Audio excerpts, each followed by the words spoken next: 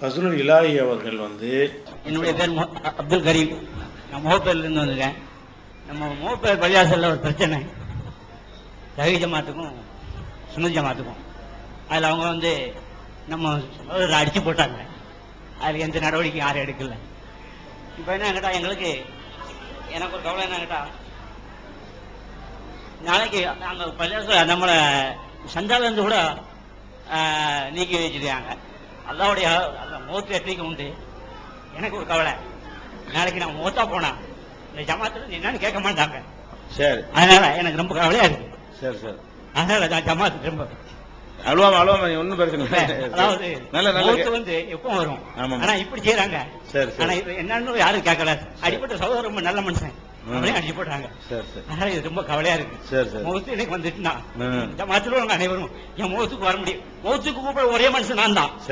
என்ன முகத்துக்கு நீங்க நல்ல அடக்கம் செய்ய முடியும். அன்பாக கேட்டுக்கொள்ளுங்க. கண்டிப்பா ஜமாத்து வரும். அதாவது இந்த ஒரு வயசுலையும் அவங்களுடைய உறுதியை நீங்க பார்க்க வேண்டும். அவங்க முகப்பேர் பகுதியில் இந்த தௌஹீதுல இருக்கிறதுக்காக வேண்டி இவ்வளவு பெரிய ஒரு பெரிய மனுஷன் கூட பார்க்காம அவருக்கு என்ன செஞ்சிருக்கிறாங்க, நிறைய இடைஞ்சல்கள் பண்ணி அவரை பிரச்சனையில உண்டாக்கி இருக்கிறாங்க. அது மாத்திரம் இல்லாம அவர்கிட்ட சந்தாக்கள்லாம் வாங்க மாட்டோம் அப்படின்னு இருக்கிறாங்க. ஒரு வயசான ஒரு பெரியவர் கூட அவங்க என்ன செய்யல, அதெல்லாம் பார்க்கிற அளவுக்கு அவங்க இல்ல. ஆனா அவர் என்ன இப்ப நினைக்கிறாருன்னு கேட்டா, ஜமாத்துல சந்தாவெல்லாம் வாங்கலையே, மூத்தா போயிட்டு அடக்கம் செய்ய முடியாது என்ன செய்யறது அப்படிங்கிற ஒரு கவலையில் அவர் கேட்கிறார். இது பொதுவா அவருக்கு மாத்திரம் இல்லாம அனைவருக்கும் நம்ம சொல்லிக் கொள்கிறோம். பள்ளிவாசல்கள்ல தொலை போகும்போது சில பிரச்சனைகள் வரும். என்ன பிரச்சனை, நீ வரக்கூடாது போகக்கூடாதுன்னு அடிபோதெல்லாம் வரும். அப்படி வறுமையானால் நம்மால் இயன்ற அளவுக்கு நம்ம என்ன செய்வோம், வழக்கு போடுவோம், இது பண்ணுவோம். சில இடத்துல நமக்கு நியாயங்கள் கிடைக்கும், சில இடத்துல கிடைக்காமல் போகும். போலீஸ்காரன் ரூபாயை வாங்கிட்டு என்ன செய்வான், நீ அங்க போவாத, அவங்க மெஜாரிட்டியா இருக்கிறாங்க, நான் நீ 4 பேர் இருக்கிற, உன்னோட கூட நாங்க ஆளுக்கு இருந்துட்டு இருக்க முடியுமா, அப்படி எல்லாம் சில தீர்ப்புகள் கிடைக்கும். சில இடத்துல போலீஸ் நியாயமா நடந்து, அவனு முஸ்லீம் நீனு முஸ்லீம், அவனுடைய 10 காசுல இருக்குது, நீ தடுக்காத அப்படின்னு சொல்லக்கூடிய போலீஸ்காரங்க இருக்கிறார்கள். சில இடத்துல நியாயங்கள் கிடைக்கும், சில இடத்துல நியாயங்கள் கிடைக்காமல் இருக்கும். அது மாதிரி உள்ளதுல முகப்பேர் ஒன்றாக இருக்கிறது. இன்ஷால்லா அதனுடைய நியாயத்துக்கு நம்ம முயற்சி பண்ணுவோம். கிடைக்காம போனா அது கவலை இல்லை. ஆனால் ஒரு விஷயத்தை நீங்க விளங்கி கொள்ளணும், இந்த மௌத்து மேட்டருக்கு பாத்தீங்களா, அதுல கண்டிப்பாக இந்த மௌத்தானவர் தான் ஜெயிப்பாரே தவிர எப்போதுமே ஜமாத்தார் ஜெயிக்க மாட்டாங்க. ஏன், இறந்த உடல் என்று விடுமையானால் அதை அடக்க மாட்டோம்னு சொன்னால் போலீஸ் கொண்டாந்து வச்சு நம்ம அடக்கினா கூட அவங்க ஒண்ணும் செய்ய முடியாது. போலீஸ் ஸ்டேஷன் முன்னாடி கொண்டு வச்சு என்ன பண்ணுவாங்க, அந்த பாடி அடக்கம் பண்ணி ஆகணும். அதுக்கு எத்தனை ஊர்கள் இது மாதிரி செஞ்சிருக்கிறார்கள். அதெல்லாம் வராது, கேளுங்க.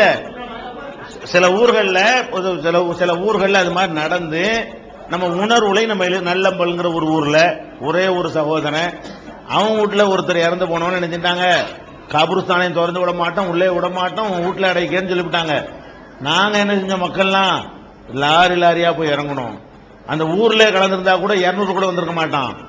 10,000 பேர் மக்கள் திரண்டு நின்று அதிகமான மக்களுடைய துவாவோடு போலீஸ் பாதுகாப்போடு பூட்டை உடைச்சிக்கிட்டு உள்ள போய் அடக்கம் பண்ணணும். எவனும் தடுக்க இயலாது.